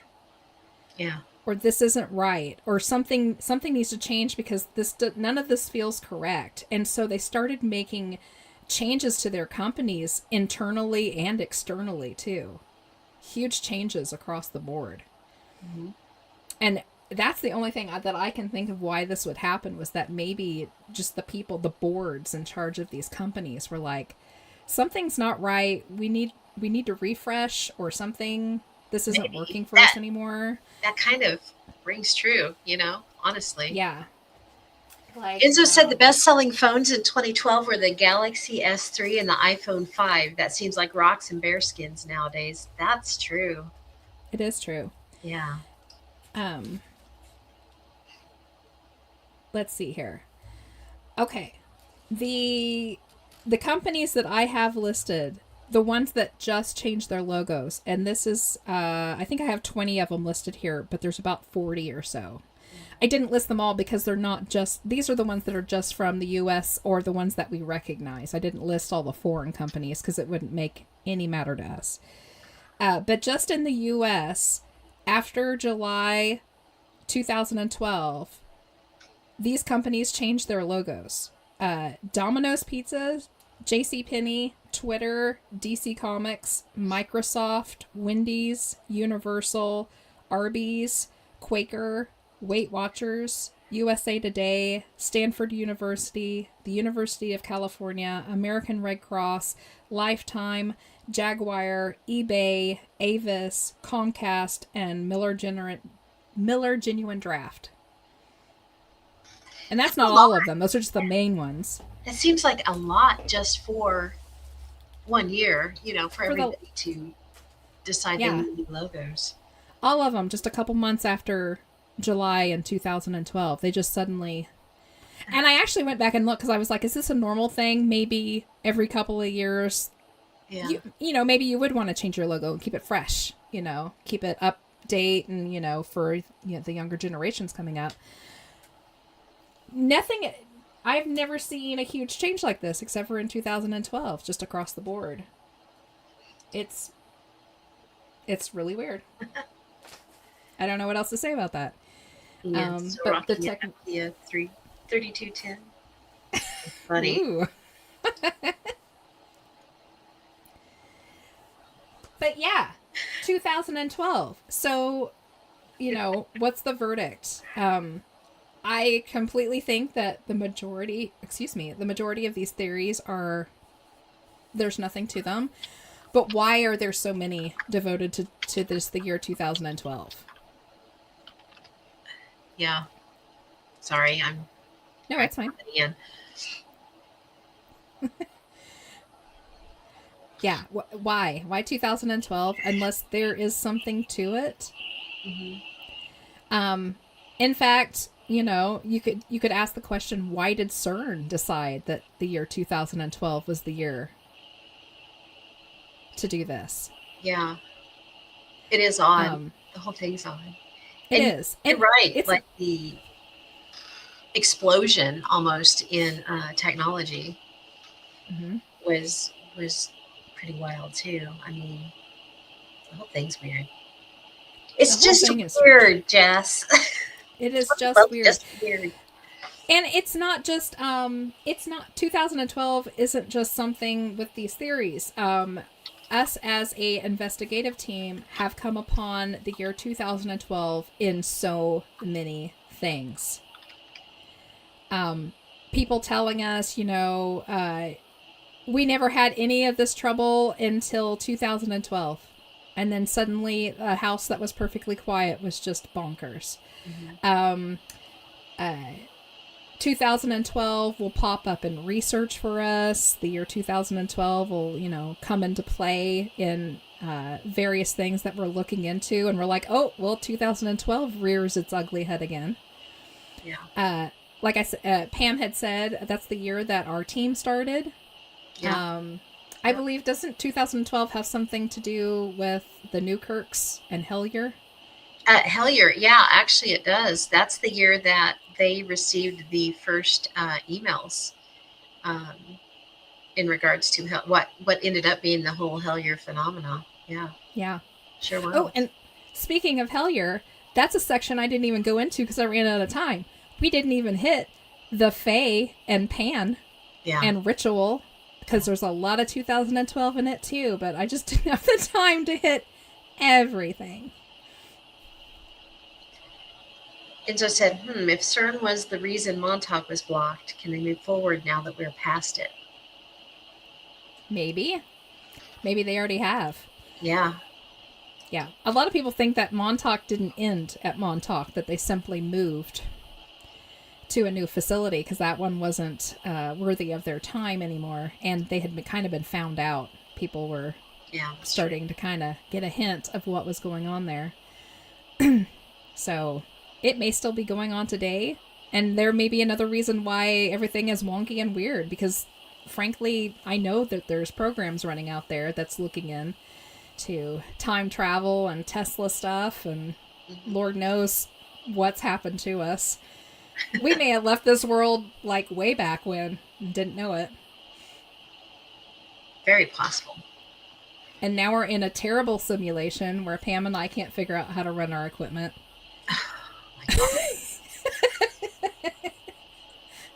We don't want to talk about that. Good grief. Yeah, but anywho, did you want to pull up all the books? Yeah, absolutely. There's a lot. And I'm going to talk a little bit about some of the YouTube stuff too. So here is some of the books that I used. Like I said, the Mayan one is fantastic. It breaks everything down into layman's terms and really gives you a good idea of how they set their calendars up and how they kind of attributed different stuff to different calendars. And there's multiple ones. There's not just the calendar we're talking about now. There was several that were put out. The CERN book is a really great one. I think the Satan's Playground on it is a little foreboding. Just a little. Just a little. But they do really get into a lot of the kind of unnerving stuff that CERN has been a part of. We've talked about it, I think, on this show before. Maybe it was on The Fringe. But CERN has been involved with some really weird stuff that had Satan characters in it. Plays, the opening of the Goddard Tunnel had an entire play out inside of it where Satan came down and like birthed or impregnated a woman, and she ends up outside the tunnel, and then you see the all-seeing eye. And it had nothing to do with CERN. CERN was just a part of it for some reason. You know, it was a happy accident, but I put Nick Redfern's book next to Nick Huntley's, and they both kind of have the demon looking Satan thing on the covers. There you go. Yeah, Nick Redfern's Final Events is really, really interesting. He kind of deep dives like the alien technology, end of days kind of stuff. Really interesting, and all of a lot of the stuff on the I just lost the name of it. The Collins. Oh, it's been a long day. It has. The hold on, I'm looking. While you're looking, Enzo said, well, the MK Ultra stuff with locals kind of put Camp Hero in the spotlight. Yeah. The Collins Elite. Oh, there you go. Excuse me. Yeah. Yeah. The Source Field Investigations by Wilcock. Pam has that book too. I love that book. Yeah, it's pretty good. It has so much information. And just to let you know, like, if you're into books and research whatsoever, this book, if you go to the back, has a full index of everything that is mentioned in this book. You could probably look up the word "the" and it will tell you every time it says "the" in there. All of the notes, all of his sources, down to every last little, like that whole last of the book is nothing but reference and index. That's what I had just pulled up too. Yeah. Yeah. And the type is tiny. Yeah. The front not only has the contents, but it also lists all of the panels and the photos and where he found them. Oh, I love David Wilcock. He is a dreamboat. That's funny. Yeah. His books are fantastic. I was like, did you drop something? What happened? No, too funny. Okay, and then the next. Yeah. So the Simulated Multiverse and the Simulation Hypothesis are both excellent books if you are interested in simulation theory whatsoever. Both of them are very well written and really hit those topics like one at a time. Like they break it down for you and kind of walk you through the process of it. Love both of those books. If you're interested in that topic, grab those. Of course, the Montauk Project. I only have one of the books up there. Nichols actually has 3. The one that you see there, and they also have Montauk Revisited, Adventures in Synchronicity. If you love synchronicities, get this book. And Pyramids of Montauk, Explorations in Consciousness, another fantastic book if you're interested in that topic. Nice. The Sync book, this has so much 2012 stuff in it, it's insane. Nice. But it's also all based on synchronicities that were caused because of 2012 and stuff. So if you are interested in synchronicities, this is an excellent book. It's actually has 26 authors on it with their own personal stories included in it. It's really, really great. And then, of course, we already talked about Dolores Cannon a little bit. She's a little nutty. A little. Yeah. A lot. Very interesting facts, history, and theory mixed in with some of her nutty. So take that with a grain of salt, but very interesting. She hits a lot of theories that we talk about often. Mm-hmm. She does. That's true. Mm-hmm. Yeah. Very cool. So, and then I think that's all I had. And Jess is going to be posting these on Facebook too. So if you guys are interested in any of them and you didn't write them down, you can go check out Facebook later. Yeah. I always, just so you all know, I always put a link to Amazon, or if you can't find them on Amazon, to the next best place to find those. So if you are interested in any of these books, just when I post it, go there and you should be able to click right onto the Amazon page. That'll take you to it. And I cross-post them. After she gets them up, I put them over onto our website too. So if you can't find them there, you can find them on the website. Yeah. And I'll even post the ones, like sometimes we post one that is out of print, like Jenny Randall's Time Storms, and like the ones you find are like a couple $100. I'll post them anyway because sometimes you can get lucky and find a used copy somewhere. So And if you're interested and you don't have room for a lot of books, Everend is like the Kindle Unlimited of the weird world, and they have all kinds of funky books on there that you're not going to find on Kindle Unlimited. Mm-hmm. It's a great place to look for the more obscure stuff. Yeah. And of course, there's so many more books about written on just 2012. Of course, I didn't have a chance to read everything that's out there, and like I told Pam, and Pam has complained about this before. You start researching and you hit your own library shelves, and before you know it, you don't have any. You have every book off your shelf. Yeah, pretty much. Because it's one of those topics that kind of hits nearly everything. So I know I probably have more books on my shelf right now that have topics related to 2012. I just did not have time to pull them all. So hit your libraries, hit your book dealers and stuff, and see if you can find some more interesting topics or more interesting books on the topic, because there's a lot. For sure. Yeah. Do you have anything else on it tonight? I don't. Okay, cool. I mean, we could like break all these down, but yeah. Yeah. We could keep going for a really long time. We could. We did. But we do want to play all the little tiny ones too. So. We do. Did you No. said you had like a follow-up? Did you want to? No, it's not that big of a deal. Okay. It's everything that we've already talked about, so it's totally cool if we don't hit it. All right. Well, let's leave 2012 behind if we can, if we're not stuck in some horrible side universe where they spelled Bernstein wrong. Yeah. I mean, while you're pulling your notebooks up, I can do a little bit of something that I have. It's kind of, I mean, it's not fabulous, but it's just a little closure thing on it. So the world didn't end in 2012, but something shifted culturally, spiritually, and maybe even personally. 2012 phenomenon shows how humans responded to uncertainty. We tell stories, we imagine endings, and we prepare for beginnings. And sometimes in the middle of all of that, we create something new, like a paranormal team that would go on to explore the strange corners of the Midwest. Dun, dun, dun. Dun, dun, dun. Dun, dun, dun. Yeah, Enzo, this topic could definitely go all night for sure. For sure. I mean, just like sitting here and talking about the aspects of the different things that may or may not have occurred in 2012 and how that affects us now, or the things that we're seeing now that may explain, that this did happen or didn't happen. That right there would just take shows and shows.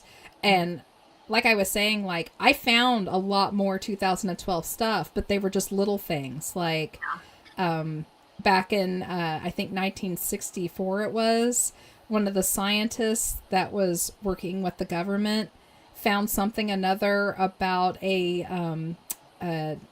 UFO that was supposed to be seen in 2012 that was going to be a harbinger for something. But there wasn't anything more to it than that. So, like, why bring that forward? Yeah, what do you do with that? Other than tons of stuff. A footnote somewhere. Yeah. Okay, so Jackie had to leave, but she did put up for the notebook game. She would say notebook 4, page 34.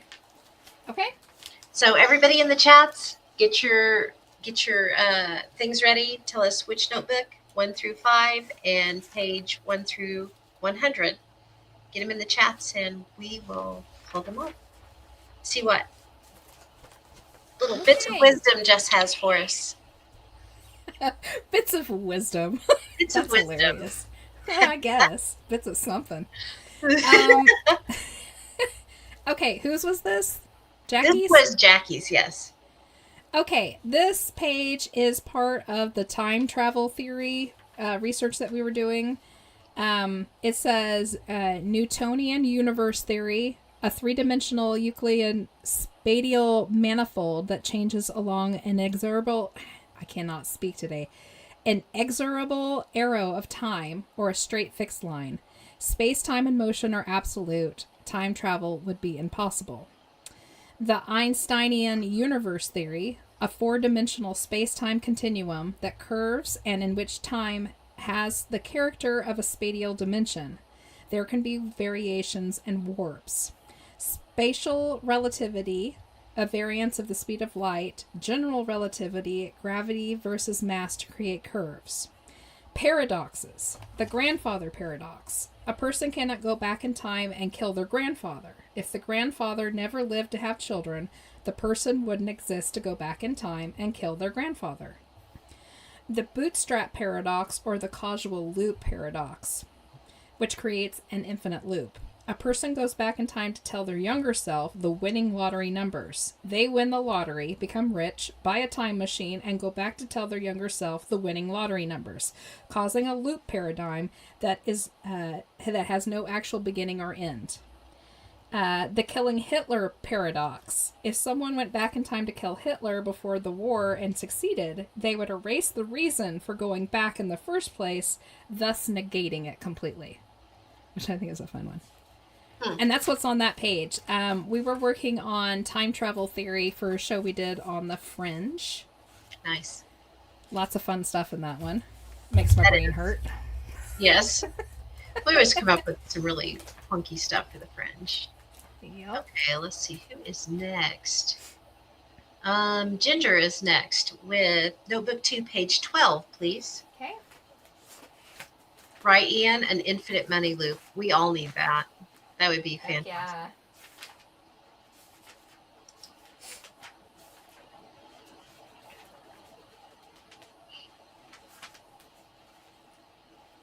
Okay.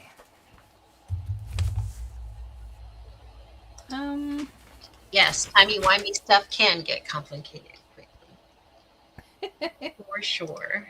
This is... I think this is Angels and Nephilim. Oh, cool. It's a listing. Oh, okay, I got it. It's a listing of the triads of angels, the choirs. Oh, cool. Considered to be angels or Nephilim, Christian mythology by Greek author Dionysus, the 9 choirs of angels. So in the first triad, we have the seraphim, the burning ones, the cherubim, the wisdom, the thrones, the flaming ones. In the second triad, we've got the dominions, govern the universe, the virtues, they operate the universe, and the powers, they govern the natural order. In the third triad, we have the principalities in charge of communities, kingdoms, and states, and the transitions of power. We have the archangels that carry out higher power and wrath, and the angels, the lowest choir, tasked with helping humans. And underneath that, I have a note to myself that says Fae, ghosts, aliens, Bigfoot, cryptids, ? I don't know what that was all about. Maybe they all have their own angels. Their own triads.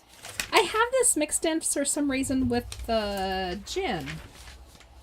Oh. Before that, I have stuff on Rosemary Ellen Guiley and the jinn, and the page after that says, did Rosemary end up like John Keel? She kill herself? Yep. We've talked about that before, about Yeah. Rosemary kind of went out the way that John Keel did. Mm-hmm. Out really fast, and half of her shit was missing when they went to go hunt her place back up. Yeah. So. Which is a little scary. The next one is Julie with book 3, page 30, please. Okay. That was an interesting one, Ginger. Good pick. Yeah. This is part of the vile vortices list.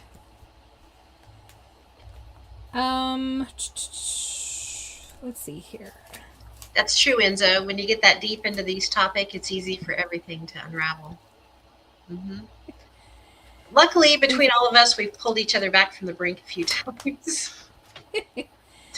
These are the vile vortices in the Tropic of Cancer. We have the Bermuda Triangle, which everybody knows. We have the Mohenjo-Daro, or the Mound of the Dead Men. 2500 BCE archaeological site.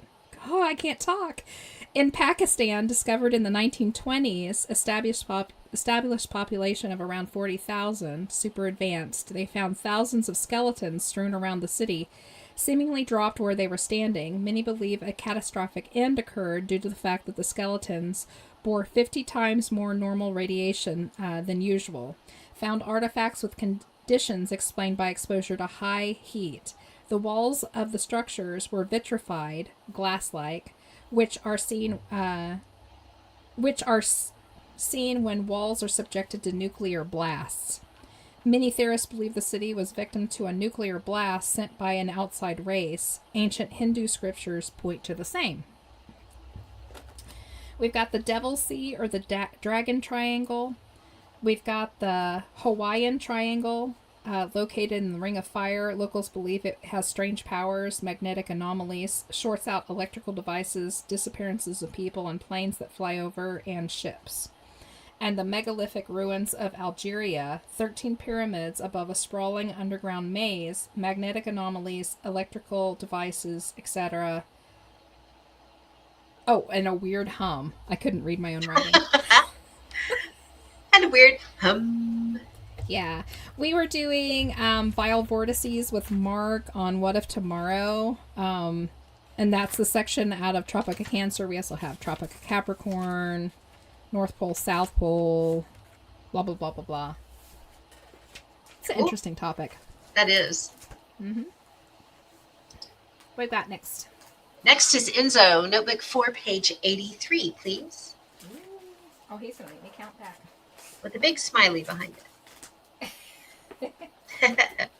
Well, we'll see if it's smiley. I don't know. 83. Okay.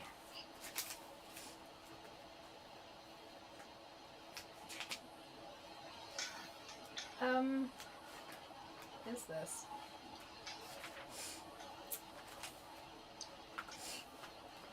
We've got Missing Time Stories, I believe. Yep. This is part of the Missing Time Stories from Michigan's Upper Peninsula.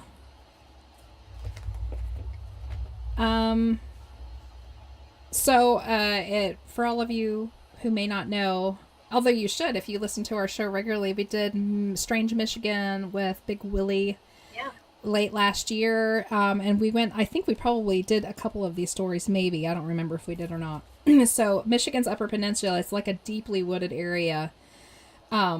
It's a place where like hikers and campers really like to go. And it's also known as a place of high strangeness. And there is a lot of missing time, missing hikers, missing 411. Dogman, I believe, is up in the Michigan Triangle. Michigan Dogman. Yep. Yeah. So these are just a couple of the stories that we'd been recording from the area. A buddy of mine got lost while we were hiking in the Upper Peninsula of Michigan. Eventually he showed back up, said he got lost but found his way back by hearing our voices in the distance. He thought the whole ordeal was like 15 minutes to an hour. He was shocked to learn he had been gone for 2 weeks and we were about to give up the search. Wow. Yeah.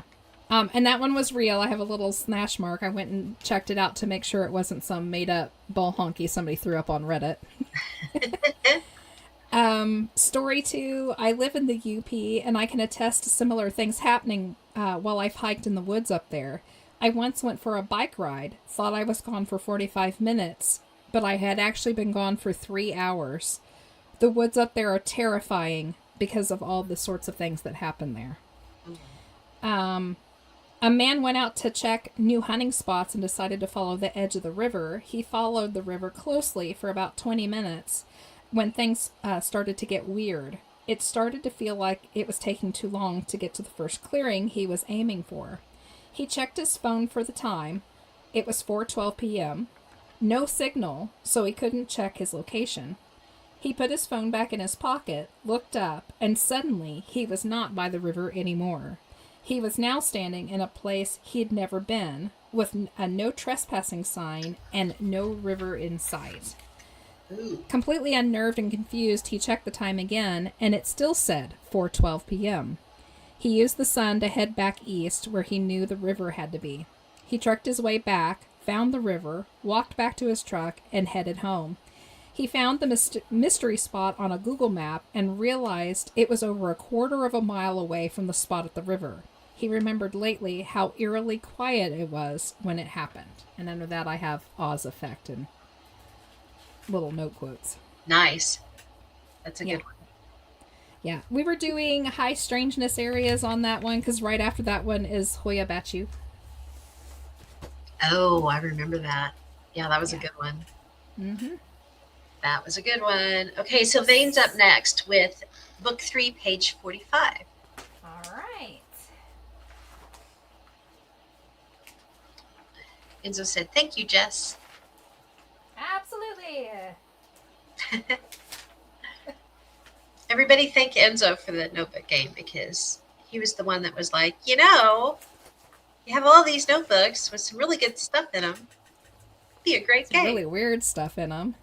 Okay, Sylvain picked a page that has, it looks like a listing of some cryptids on it. Ooh, nice.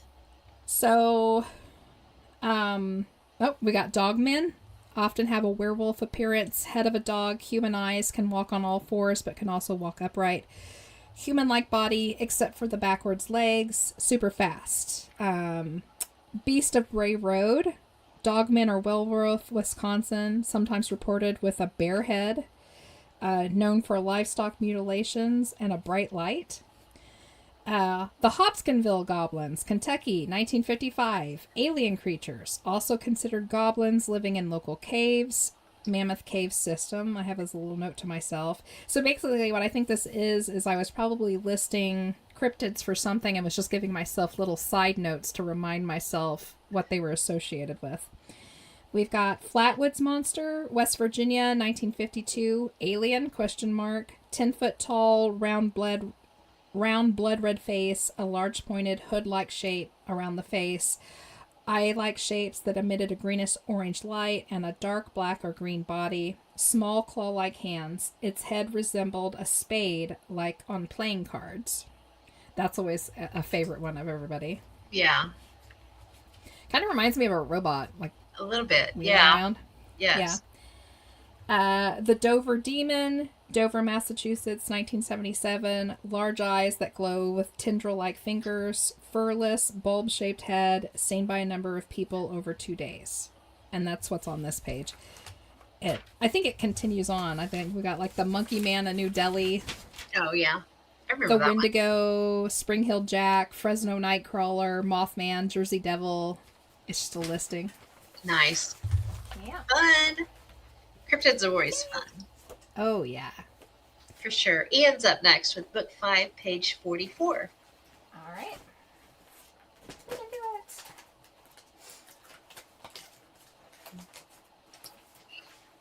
it. Enzo said, wasn't a goblin investigation what started the whole Hellier saga? Yeah, it was. Yes. The first email that they got was from a gentleman from Hellier that said that there was stuff coming out of the mines on his property that was scaring his children and taking his dog and just wreaking havoc, basically. So yeah, it sure was. Mm-hmm.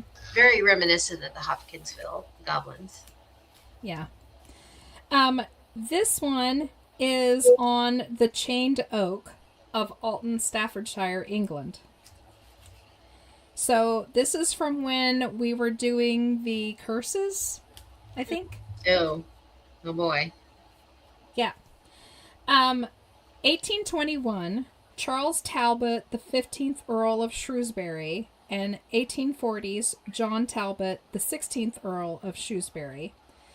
On an autumn night, the Earl of Shrewsbury was returning home to Alton Towers when an old beggar woman appeared in the road ahead and stopped his horse and coach. The woman begged the Earl for money. He cruelly dismissed her, so she cursed him. The old woman told the Earl that for every branch that fell from the nearby oak tree, one member of the Earl's family would die. The Earl balked at the woman and went on his way. That same night, a violent storm ripped through the area that caused a branch to break from the tree. The very same night, the Earl's nephew mysteriously died in his sleep. Believing it was the curse, the Earl ordered his servants to chain up the tree, so no other branches could ever fall. It says there's 3 versions of the story. 1, a man, not a woman, cursed the Earl. Number 2, not a storm, but the boy was out riding the next day and the branch fell on him.